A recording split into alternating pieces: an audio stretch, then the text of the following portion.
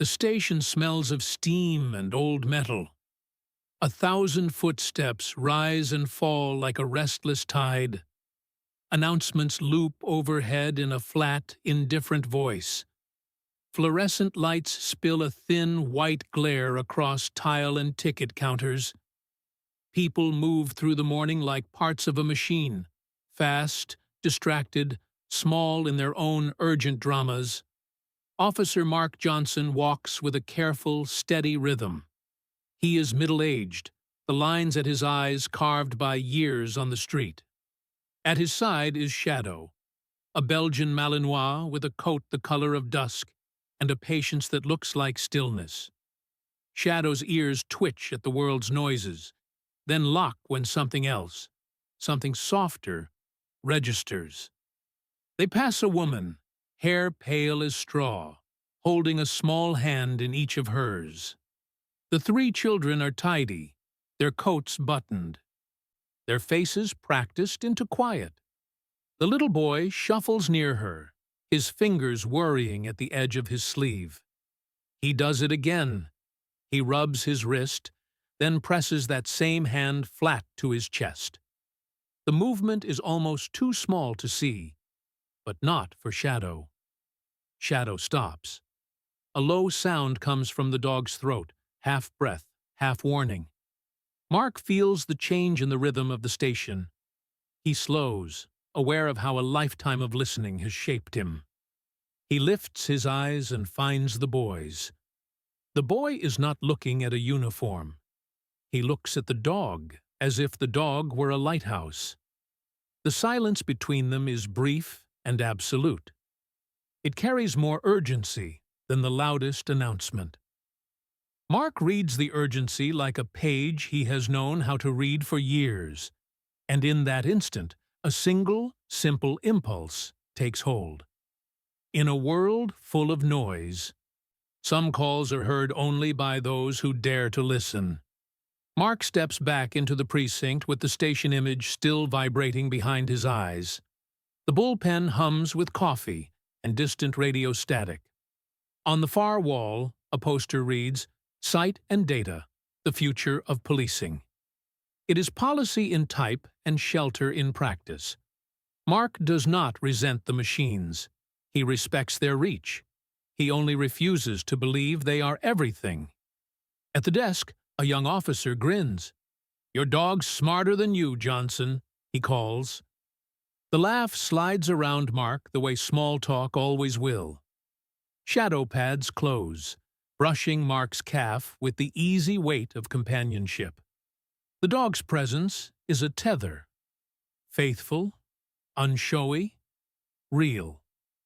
Before he can file anything, Mark did what protocol advised. A welfare check. He approached the woman and the children with the careful courtesy the job teaches. "Morning. Everything okay?" he asked, measured and loud enough to be heard in a crowd.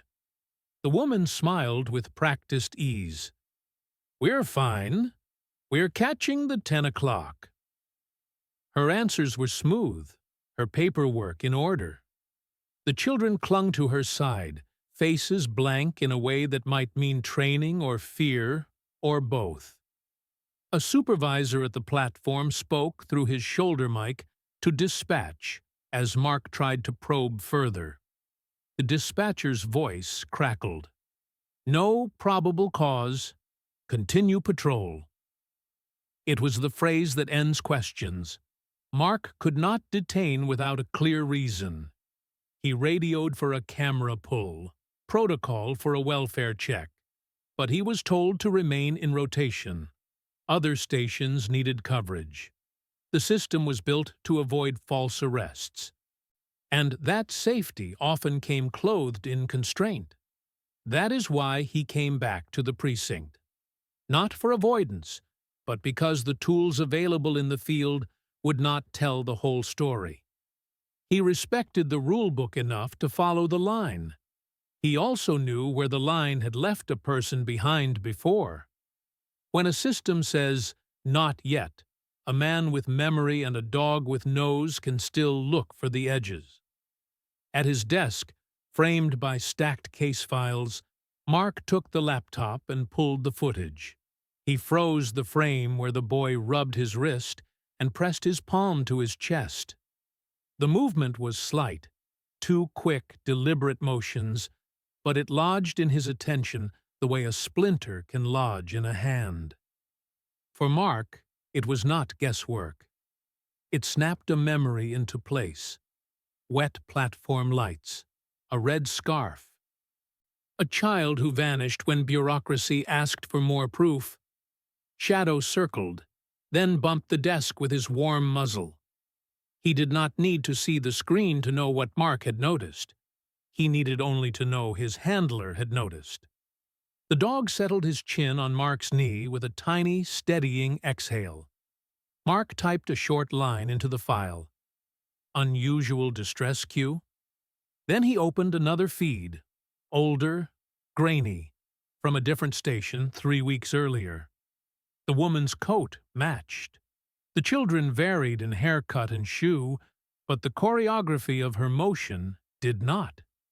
She angled her body, scanned the platform at the same beats, let the children test the space the same way. Mark printed 2 frames, hands a little tighter than necessary. He began to pin them to a board, drawing nothing yet, but sensing the outline of a pattern. He did not leave because he feared paperwork or the opinion of peers. He left because, in that moment, the only lawful action he could take without wrecking the case was to collect evidence, get the footage, compare timestamps, bring the data to a desk that could move where a single patrol unit could not. The system demanded proof before it acted. He would bring it proof. Shadow nudged a printout with a wet nose, as if approving the small human work. Mark smiled once, a short, private thing, then underlined the question mark next to his note. Unusual distress cue? The pattern was not a conclusion. It was reason enough to keep listening. Mark did not go to the briefing desk to ask permission. He went with a folder already half full and a plan sketched in his head. He anticipated the word he would hear, insufficient, and he had counted on it. In 30 years, the department had learned to move by evidence and policy, not by instinct. That discipline kept trials standing and saved careers. It also left room for things that needed time. Mark respected that tension. He also knew how to work inside it. He tapped a code into the laptop he kept in his locker drawer, the one IT pretended not to notice. The machine hummed through a secure connection to archived feeds. He had called an old friend on the team, Marta in IT, before he left the station. Marta owed him for a favor he had done years ago when she needed a character reference. She had told him quietly, "I'll pull what you need. Tag it as a review request. No flags." Now the feeds scrolled beside each other on his screen. Platform 6 this morning. Platform 2 from 3 weeks ago. A North Line camera from the outer ring. He arranged the windows like a seamstress lining up fabric, not with pins and thread but with timestamps and motion overlays. The software allowed him to slow motion and to isolate micro-movements, how the woman held the strap in the same practiced place, the children's legs cutting the same beats, the boy's fingers finding the sleeve cuff, his hand moving to the chest. A single frame made the pattern blunt. The boy's wrist rubbed, his hand flattened against his sternum. Small, repeated, deliberate. The motion read like a shorthand someone had taught, and someone had learned. Mark felt that familiar, cold clarity again. The thing that had set him on the long, bad night 15 years ago. In the memory, the platform lights had been halos in the rain. A red scarf, a slick smear on tile, a voice swallowed by the dark. He had waited once for corroboration and watched the world move on. He had learned to prefer action to regret. He printed the key stills, but he did it the way a modern investigator does: high-resolution frames with embedded timestamps, short metadata notes, and a packet prepared for review. He labeled each clip not with speculation, but with the facts: date, time, camera ID, and what the motion analysis highlighted. No red string, no dramatic pins, just clean evidence laid out for someone who wanted it to be undeniable. Shadow watched him work like a patient anchor. The dog did not read timestamps, but he read bodies. He leaned his warm head into Mark's thigh, and Mark set a hand flat across the dog's neck for a long, steadying second. The gesture was a small contract between them. Notice this, then act smart. Mark did something small and risky. He tagged one camera's feed for immediate administrative review, rather than the usual delayed request.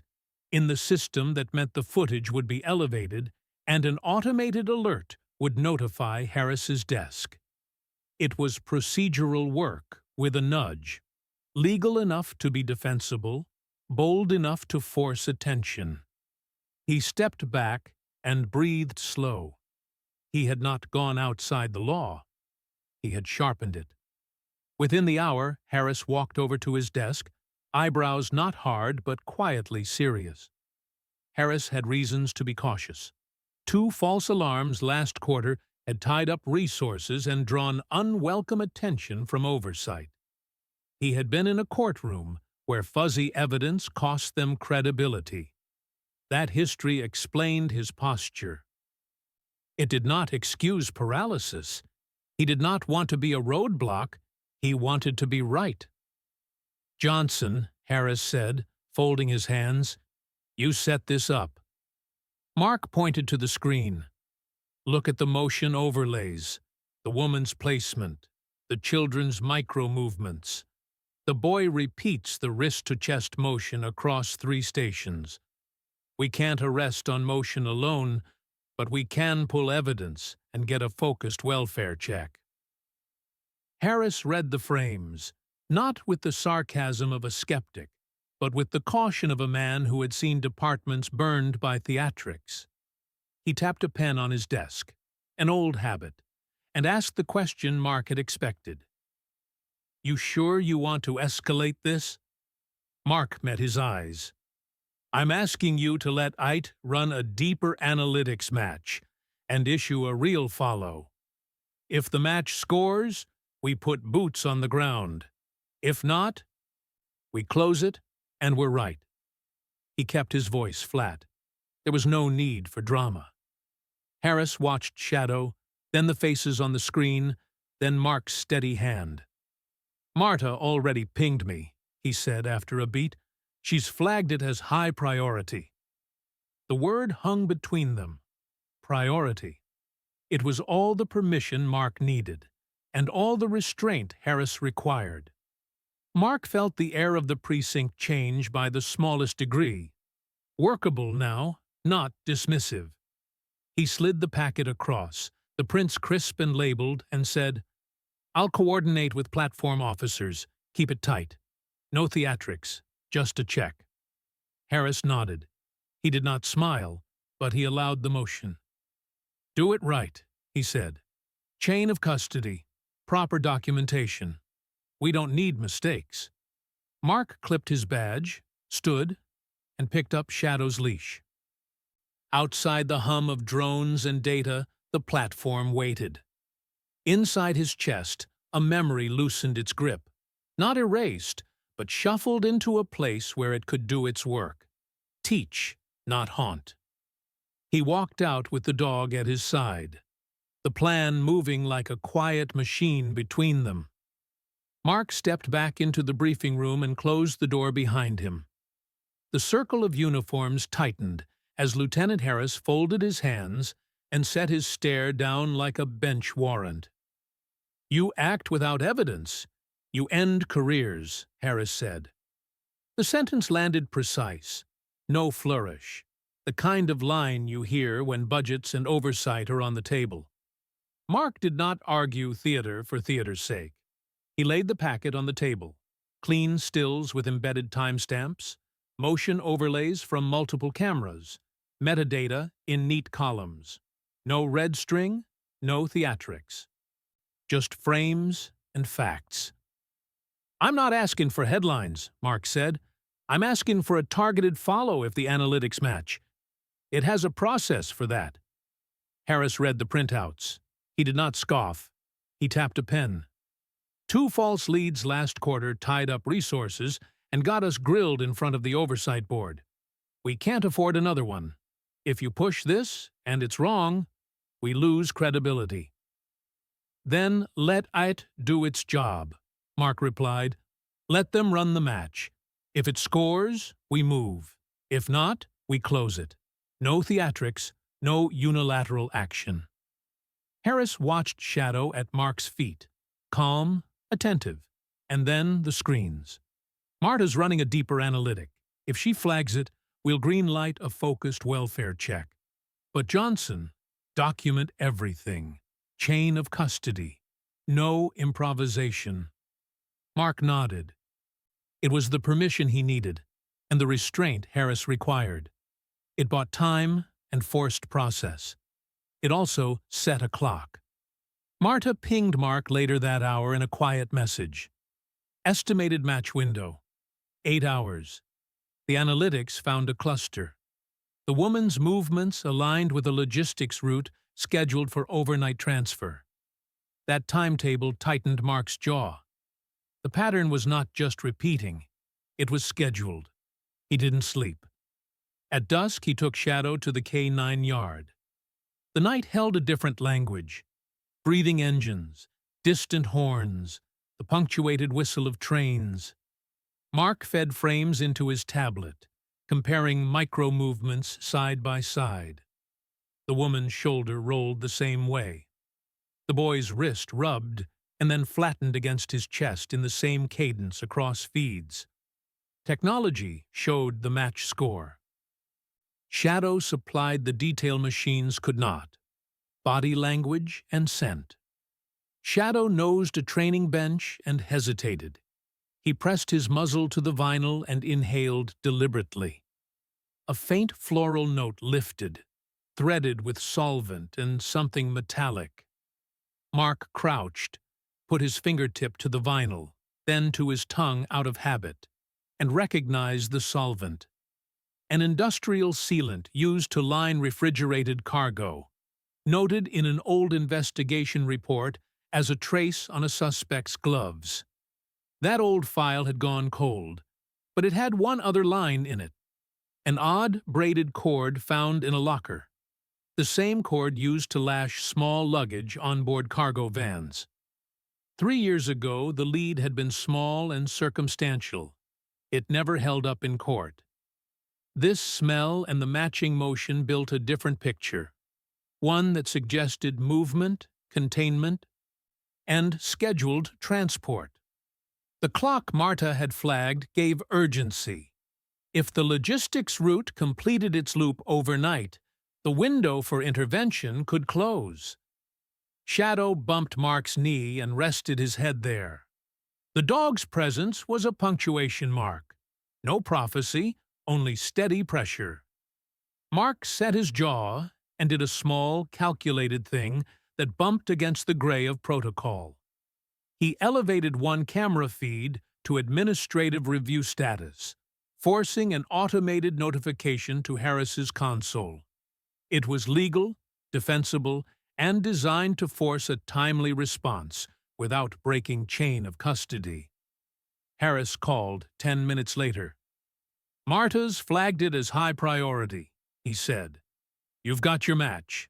We'll authorize a discreet welfare check within the window. Keep this tight. No leaks.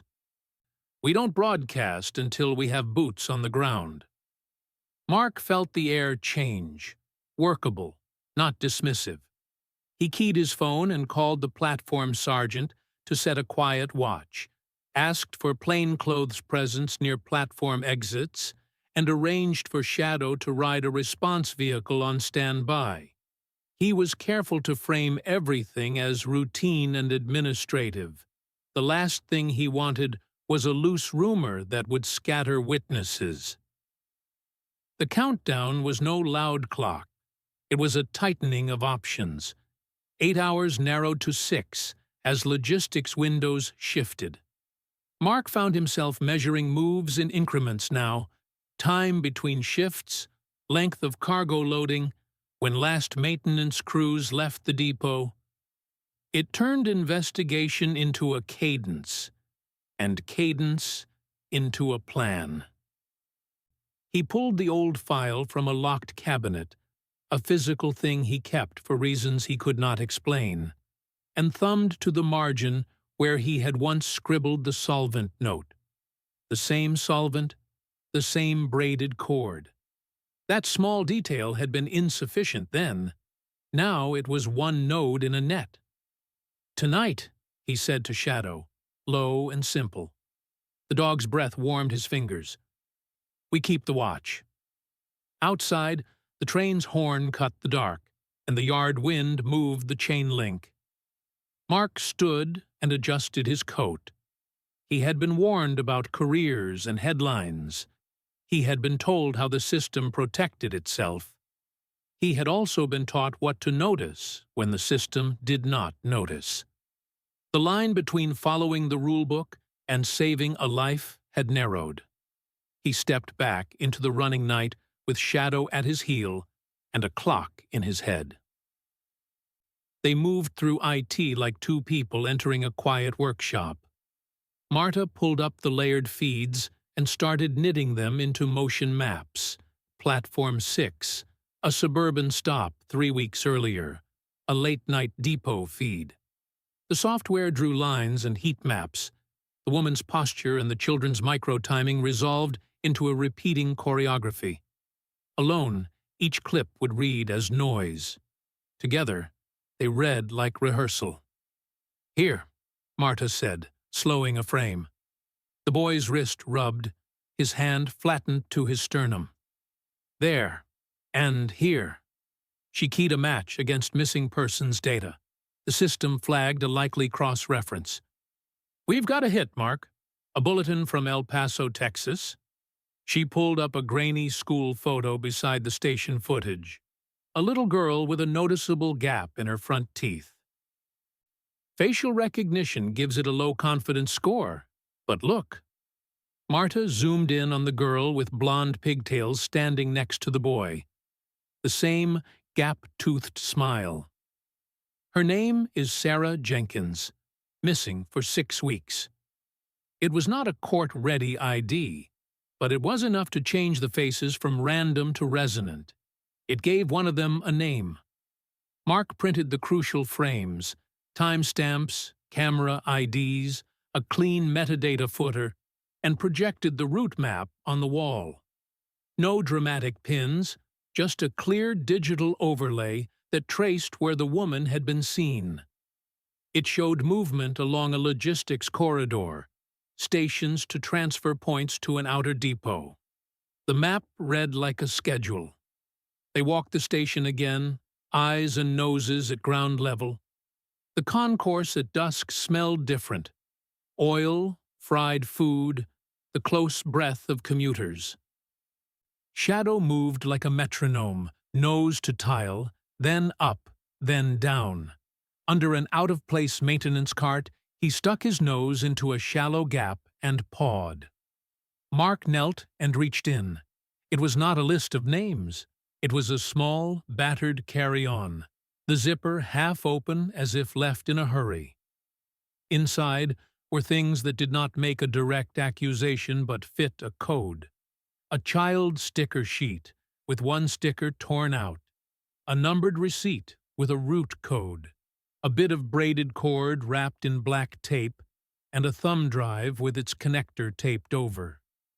There was also a folded scrap of cloth with a hand-sewn symbol, 2 stitched stars, an insignia Mark had seen in a marginal note in a 3-year-old file. He did not grab the items with bare hands. He bagged, labeled, and logged them into evidence. The process was procedural and sacred. It preserved the questions inside the artifacts. That last match made the stale file hum with new life. Marta ran the thumb drive through her secure decryptor. Its contents were minimal: encrypted file names and one open text file with a short, coded entry. Marta's fingers moved fast. She extracted a line of plain text, a date, and a three-letter identifier, an operational tag that corresponded to a missing persons case number in a state database. The software returned a cross-jurisdictional hit and a confirmation from the National Missing Persons Index. This was the kind of corroboration Harris had been wary to demand. A match from an external, authoritative source. Mark photographed everything and uploaded the digital packet. Frames, metadata, the receipt image, a photograph of the torn sticker and the braided cord, to the case system. He wrote a clear, concise cover note: pattern match, probable handoff window, dead drop located under concourse bench, items bagged and stored.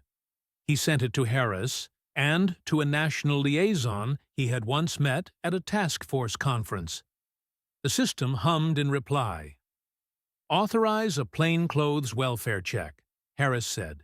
"Limit witnesses. No broadcasts.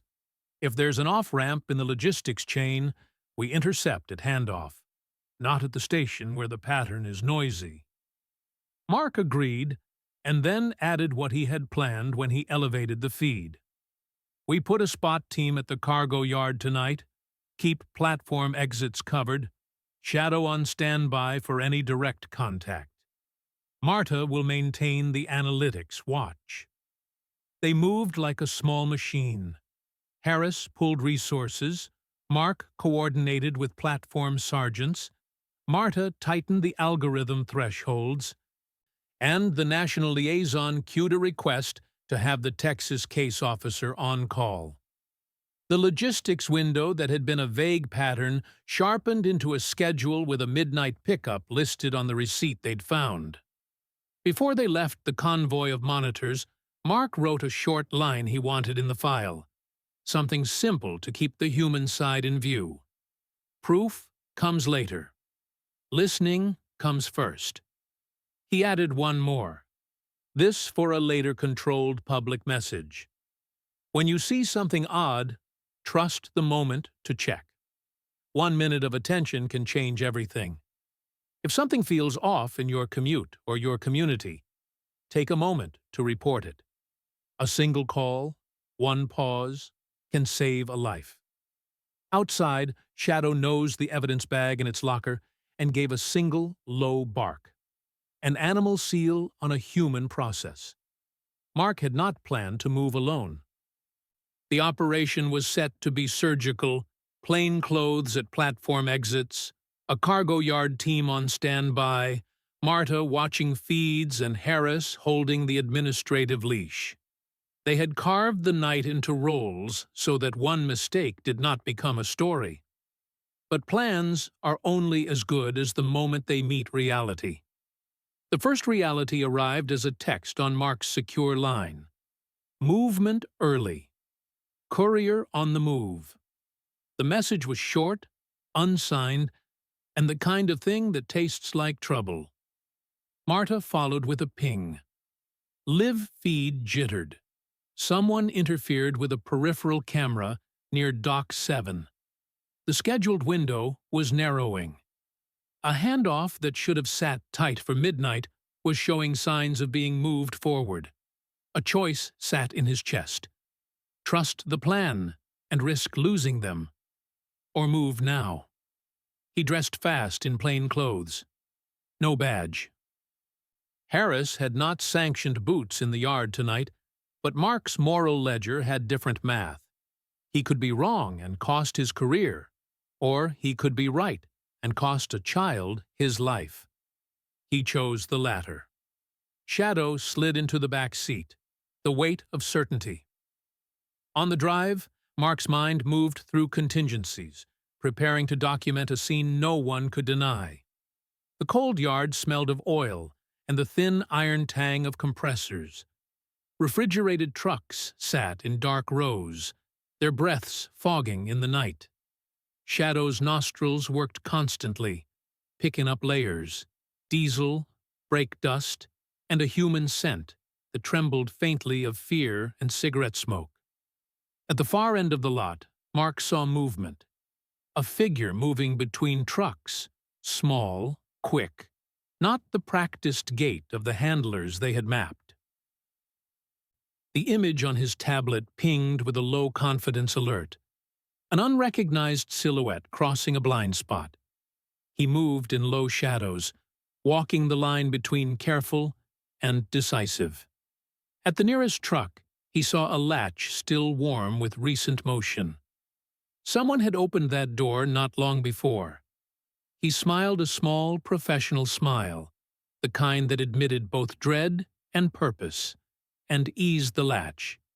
The door gave with a frosty sigh, and for a moment the world reduced to breath and the micro-motions of small bodies waking. 3 children looked up, blinking into the light.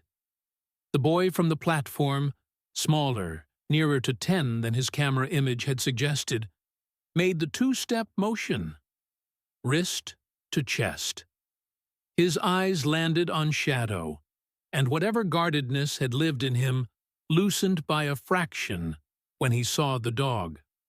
Mark crouched, mirrored the motion, and said, "I hear you." That relief lasted less than a minute. From the far side of the yard, a voice barked into a handset, tight and tinny. "Where's the—" Then feet hit gravel, rapid and purposeful. The handoff had been accelerated. Someone had been sent to collect, and had come earlier than the traffickers themselves planned. That was the unexpected complication. The network moved faster than the schedule, and this courier had arrived not to hand over, but to fetch. Mark's advantages were time and surprise. He had neither in abundance. He scooped blankets from the cab as Shadow watched the perimeter, growling low. A second man moved between trucks, flashlight bobbing. Mark kept low, dragging the children into the truck's shadow, then pulled his phone and sent the secure packet to Marta. Location, photos, chain initiation. He typed one short line. "I've got them. Hold exits." Plainclothes officers began to emerge from the dark, as if summoned by the same instinct. Harris's team moved with practiced silence, slipping into positions Mark had only seconds to arrange in his head. They were not there to take bow, just to seal exits, to block routes, to reduce the yard to a box the traffickers could not slip through. That maneuver, Mark's early breach followed by Harris's quick containment, was the hybrid outcome of an improvised decision inside a coordinated plan. It produced the rescue, but not the whole victory. As officers converged, 2 figures slipped behind a stack of pallets and melted into the night. A courier and an associate, carrying a small pack and moving low. The handoff had been disrupted, and in the confusion, the primary orchestrators had a sliver of time to shift routes. They were gone by the time the first uniformed backup reached the outer fence. Mark felt the mixture of triumph and loss. The children were warm and shaking. Medical services took over. Social workers began their patient work. Harris walked the perimeter, phone to ear, then nodded to Mark. A precise acknowledgement of a dangerous, necessary breach. Shadow remained between the children and the yard. Mark handed over the evidence he'd collected and recited the chain of events with procedural cadence. When Harris approached, he did not mince words. "You were right to push, but you did not clear the legal gate first," he said. "You'll have to account for that." You also saved 3 lives tonight. We'll make sure the evidence holds." Mark nodded. The couriers escaped, but Harris's team had locked down the scene, collecting the foundation of a wider investigation. Mark looked at the boy again. The child reached up, traced the edge of Mark's sleeve with a small, tentative finger, and then, of his own volition, tapped his wrist and then his chest once more. Mark placed a gloved hand over his own heart in answer. "I heard you," he said quietly. The words were a contract and a closure and a beginning. The night, complicated and unfinished, folded around that small human exchange. They moved with the efficiency of a team that had done this work before. 2 plainclothes cells, a van with Harris running the perimeter, Marta feeding overlays to Mark's tablet. The alley lit by sodium lamps looked narrower on the screen than it had in reality. Marta's voice came low in Mark's ear. 2 figures, one lighting up a small radio. Courier looks like the model we flagged. Mark signaled. Plainclothes folded into the alley with quiet steps. Shadow moved ahead a pace, muzzle low, body taut. 2 men leaned against a brick wall. One held a courier's bag, the other checked his phone. The courier shifted, looking for the signal that would tell him the coast was clear. He did not notice Shadow until the dog was on him. Shadow surged forward and intercepted, not a bite, but a body block, expert and controlled. He planted his paws across the courier's path, chest to chest, and glared. The sudden, solid obstacle sent the courier stumbling. 2 officers closed rapidly, hands on wrists, cuffs snapping. The dog's intervention had not been violent. It had been precise. A living wedge that made escape awkward and slow enough for human hands to take over. They had the courier in seconds. In his jacket, they found a compact, modified radio unit with a taped thumb drive port and a roll of SIM cards. Marta's voice was immediate. "Do not power it down. Forensics. Live capture only." An evidence tech hand reached in with a Faraday bag. The device was sealed and logged. At the same time, on Harris's channel, activity in the yard produced 2 detentions, a driver and a loader with paperwork that matched the earlier receipt. It felt like the net had closed neatly. Then a commotion. A shadowy figure slipped between pallets and vanished through a gap in the fence. A plainclothes officer took off after him, boots striking concrete. "Damn it, Johnson, who's watching that gap?" Harris snapped over the line, voice tight with the sudden sting of a near miss. Mark didn't rise to the tone. He answered clipped, steady. "We'll pull the feed, Lieutenant. Right now we have a courier and a device. Contain exits. Now." His words were practical and had the authority of someone who had just handed a child into safety. The chase ran thin in the maze of back streets. The associate escaped, fleet-footed, and practiced. The team sealed the yard and began methodical sweeps anyway. Logs, receipts, anything that built a legal spine for the night's actions. Harris's fury softened into operational focus. He radioed a perimeter detail and requested regional units check the relay nodes Marta had flagged. Back in the alley, the courier's protest was breathy and immediate. "I move boxes," he said. "I get cash. I don't know names." Mark crouched so he could look the man in the eye without looming. His questions were plain, surgical. The courier offered an address for a last-mile depot. A brittle lead, but usable. Marta cross-checked it with the partial handshake they'd captured and popped a match. A relay node in an industrial park 2 towns over. "We got a relay node," she said. Not the architect, but a node. We can follow this. Marta's find was a small tactical victory. The device's burst logs gave them a partial handshake, a string of relay pings that pointed to servers, and then to a throwaway SIM route. It was messy and required forensic patience, but it was something prosecutors could use when tied to physical evidence. The receipt, the courier, the reports from the yard. Harris moved to consolidate. "We scoped the node at first light," he said. "Forensics gets the device. No public statements. This stays federal coordinated." His voice had the crispness of someone who balanced risk and consequence.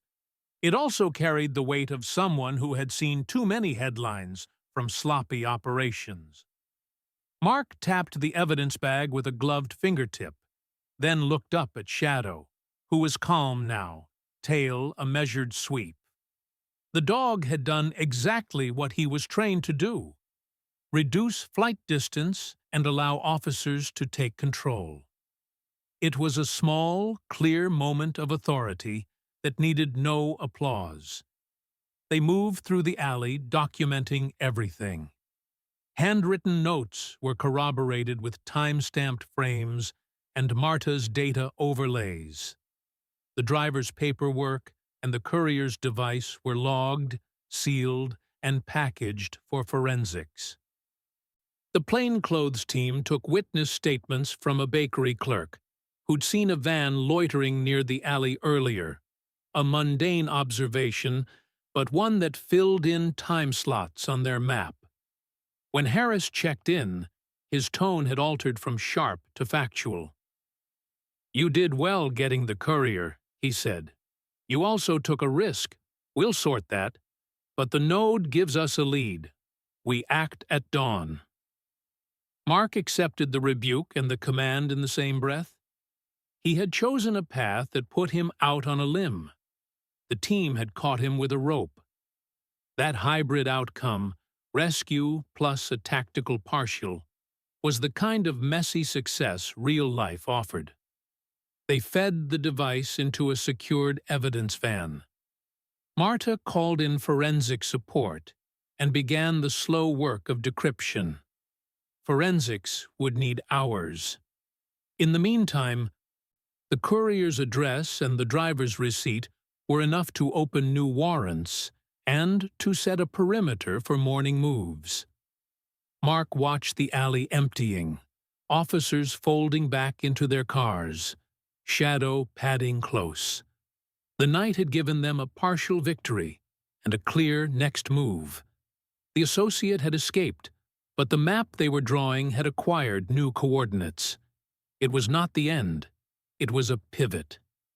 As they walked toward the van, Mark murmured, "We keep pressure.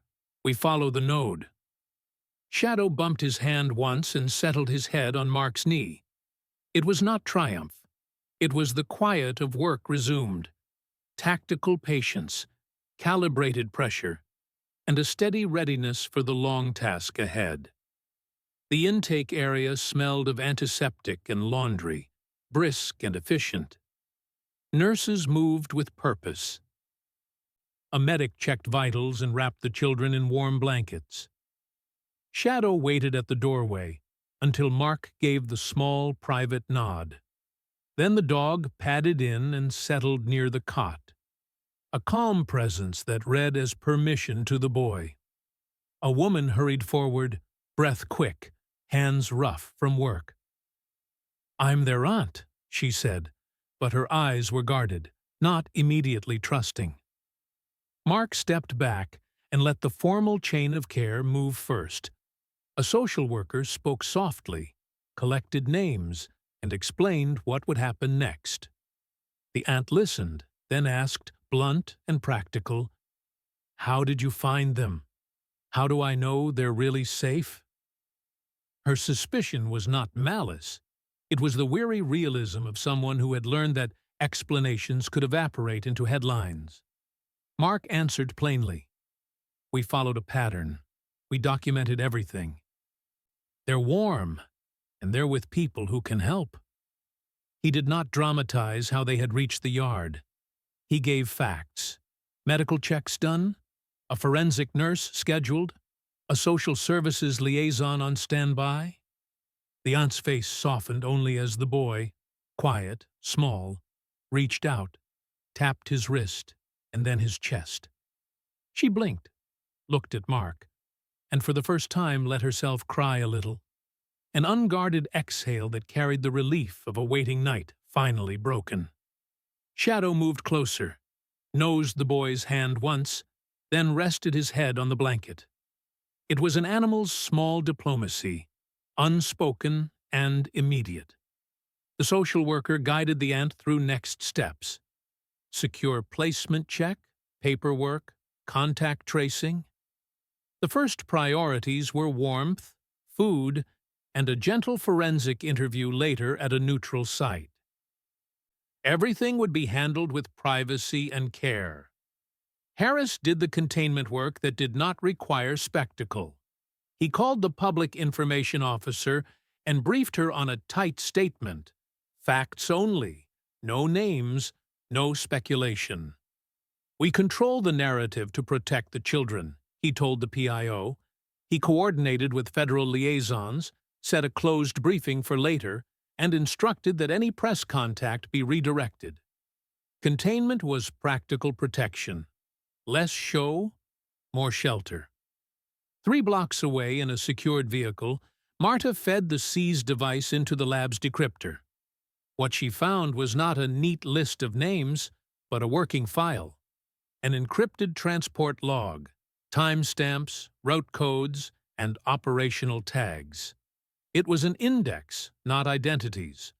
When converted, it revealed pattern, a series of coded pickups across several states, operational tags matching pickup windows and run numbers. The log linked the device to 3 relay nodes and flagged multiple route IDs that corresponded to recent missing person reports, including the Texas bulletin they'd pulled earlier. Marta pushed the finding up the chain. Encrypted transport log matched. Cross-jurisdictional hits. That single technical phrase changed the scale. It told Harris what the courier's hardware alone suggested. This was not a one-off. It was a routinized system. He leaned into the phone and ordered federal coordination. We treat it as networked, he said. We need warrants and shared tasking at first light. Back at the intake room, the practical work continued briskly. A forensic nurse prepared to conduct trauma-informed interviews. The medic cleared the children for transfer to a child protection unit if necessary. Mark kept a patient silence, answering the aunt's practical questions with simple facts and offering contacts for social services. The aunt asked one more time quietly, You didn't go in with guns?" Mark shook his head. "No, we kept it discreetly contained. That's how we protected them." When the courier's device was fingerprinted and preliminarily imaged, Marta sent a secure packet with the decrypted node indices to the national liaison and the Texas officer on duty. The response came back brisk and professional. "We'll coordinate warrants, hold on evidence, and chain of custody. No public release until simultaneous actions can be executed."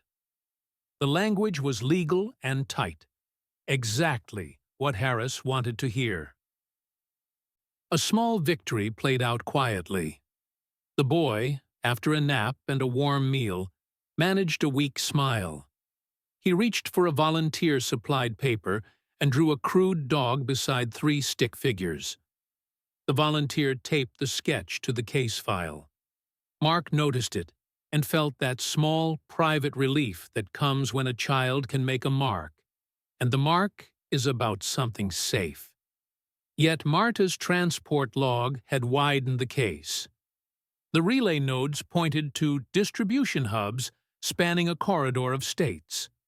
The implication was a scale of movement and coordination that would require subpoenas, vehicle manifests, bank records, and synchronized warrants.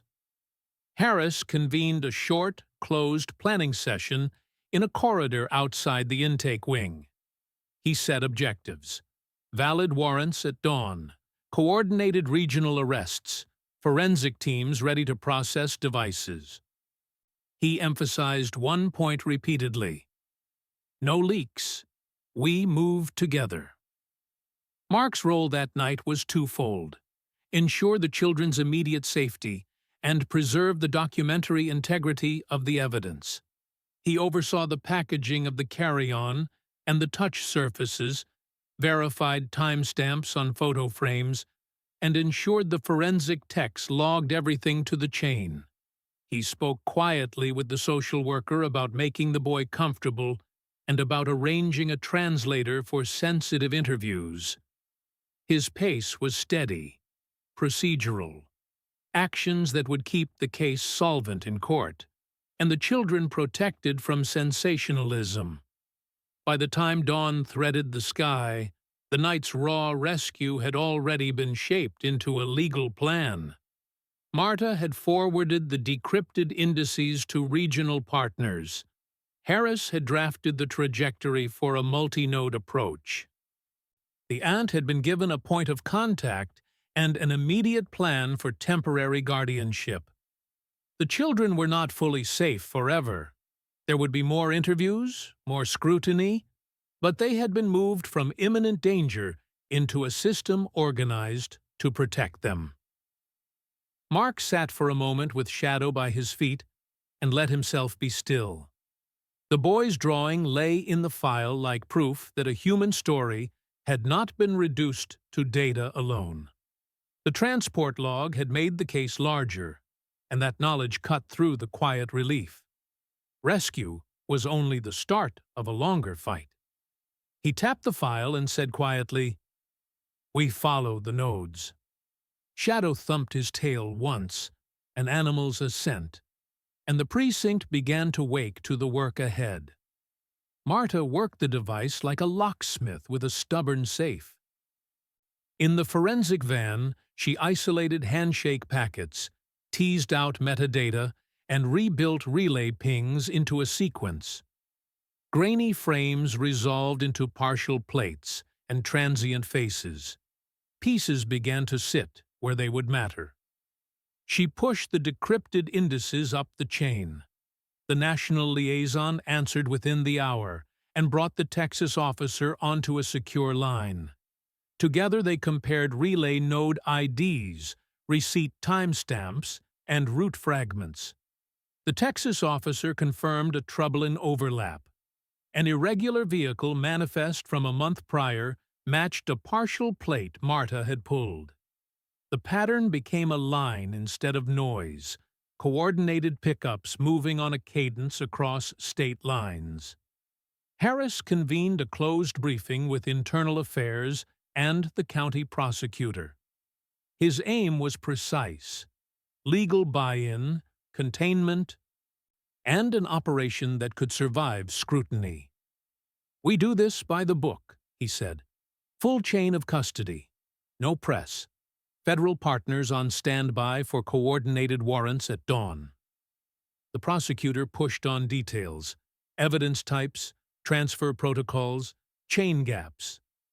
Marta answered in forensic plain: handshake logs, device bursts, and a decrypted transport log linking node indices to route codes. Those codes matched missing person reports in 2 states. The dossier grew credible enough to draft subpoenas and simultaneous warrant language. Then Rosa's name came in.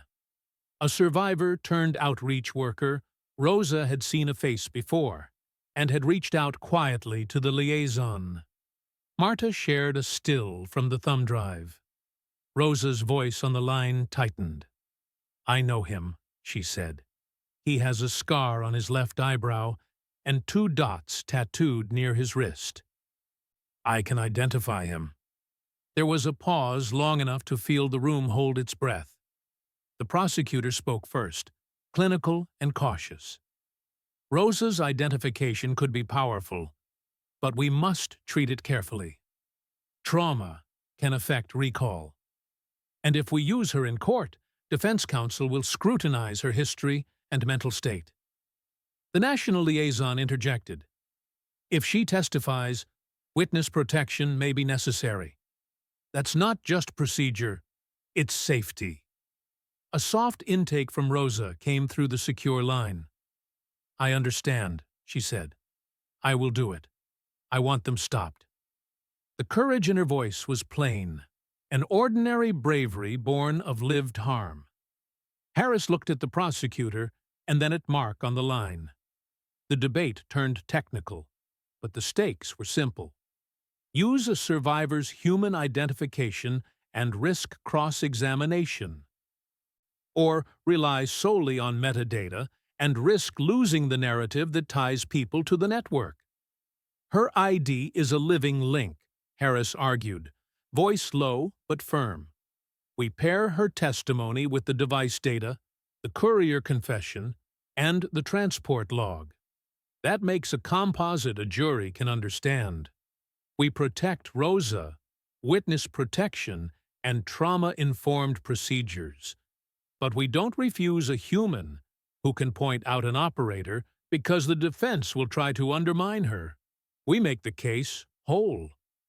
The prosecutor inhaled slowly. We'll require a forensic identification protocol, a neutral official, trauma-informed approach, a recorded lineup. If her ID is consistent under those conditions, we can present it safely. Rosa agreed to the protocol and the protections. The team drafted a careful plan, a court-supervised identification, recorded and supported by a victim advocate, simultaneous warrants drafted to avoid staggered actions. Marta sent the decrypted transport log, the courier's device image, and timestamps to the U.S. Attorney's Office. The NCPI cross-match and the manifest connection gave legal teeth to the warrants. As the legal architecture took shape, Harris set logistics in motion. Warrants were redacted and double-checked. Forensics rehearsed evidence handling. Vehicles were briefed.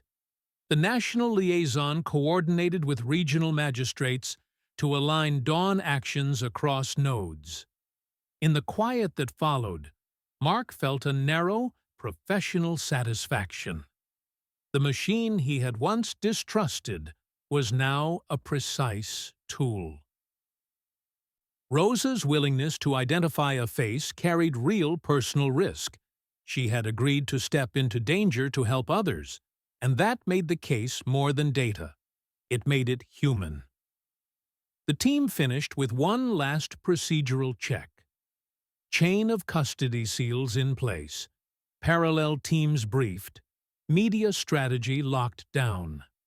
At first light, they would move together, simultaneous entries designed to prevent suspects from dispersing evidence or fleeing across state lines. Mark looked at Marta and then at Harris. "We move at dawn," he said. Harris nodded. "We move clean. We move together." Dawn unlatched the county into a thin, sober light. Teams moved in synchrony. Warrants served, doors secured, evidence technicians lifting scenes into files. Across relay nodes and storage sites, suspects were taken into custody, some stunned, some shouting, while others scattered into the gaps the night leaves behind. At the intake unit, the reunification unfolded quietly. The aunt arrived with documents and a practical relief that made no show of gratitude. The boy, after food and a short sleep, slid a folded scrap of paper across to Mark. A drawing of 3 stick figures and a dog. He held Mark's gaze and tapped his wrist, then his chest once more. Mark folded the paper and slipped it into the case file and then, almost without thinking, into his pocket. It felt like a proof no prosecutor could forge. A small, human trace of rescue. Harris managed the public side with discipline. A single controlled statement, no images of survivors, and a federal partner's logo to show the interagency reach. He protected the children from exposure and kept the facts tight. That containment was part of the work. Less spectacle, more shelter. In the operations van, Marta watched live feeds align with physical space as forensics began to unspool the device's secrets. The partial handshakes matched manifests, courier routes stitched into a pattern that crossed state lines. Her decrypted transport log turned suspicion into a map. That discovery expanded the case beyond a local ring to an interstate operation, and it demanded a new scale of legal and tactical effort. Later, small intimacies closed the night's arc. In a quiet corner of the K9 unit, a handler slipped a new collar over Shadow's neck. Polished metal, the simple engraving. Heard with heart. The dog accepted it without ceremony, a living emblem of a job done well. Harris found Mark as teams were filing evidence and preparing morning briefings. He offered no fanfare, only a short, steady look. "You did right," he said. "We'll sort the paperwork. We move clean from here." Mark met his eye. "We keep following the nodes," he answered. It was more instruction than promise, a plan folded with the dust of the night. Rosa's choice to step forward became part of that plan. She agreed to a carefully managed identification protocol and to enter a witness protection and support program. It would change her life. She understood the cost and accepted it to help others she could not forget. There was measured relief, prosecutors preparing indictments, forensics continuing to decode networks, but no illusion of finality. The arrests that day closed nodes. They did not dismantle the entire machine. The work ahead would be legal, patient, and exacting. Mark touched Shadow's collar, and then the scrap of paper in his pocket, a small human record. He looked toward the highway that the ring used, then back at the precinct where desks were already filling with new work. Listening had started this rescue. Now listening would keep the work going. Be the one who listens. If this story moved you, do something practical. Share it to raise awareness, report suspicious activity in your community, and consider supporting local survivor services. If you want more stories that honor quiet courage and show how systems can work, subscribe and turn on notifications. Help us spread attention where it matters.